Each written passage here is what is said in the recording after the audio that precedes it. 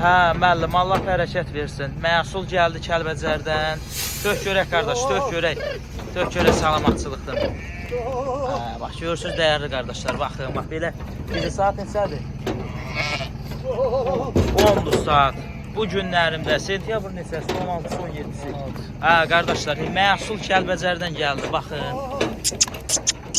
Nərdir, nər? İnşallah kimlər alası olsa, uğru bəlaqə saxlaya bilər.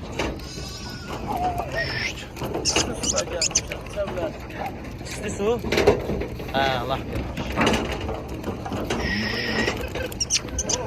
Deyib, bax, bunlara baxın, bax, bunlar hamısı yedik, baxın.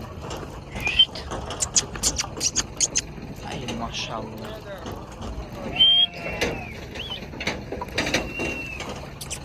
Yetik deyiləm bu. Deyib, bunlara bax.